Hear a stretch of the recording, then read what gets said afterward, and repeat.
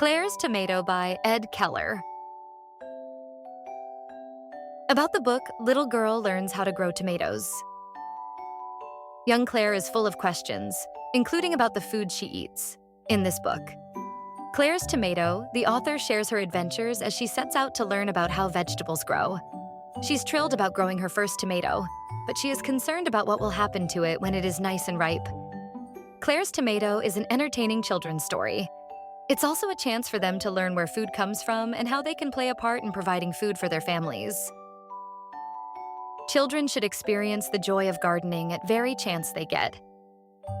Gardening allows kids to learn a variety of practical skills and promote a protective attitude towards everything they see in nature.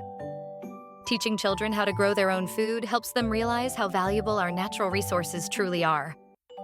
Having organic, homegrown produce in their backyard that rely on their daily care and dedication instill a sense of responsibility and accountability. All these and more are vividly captured in my entertaining and educational book, Claire's Tomato. Get a copy of Claire's Tomato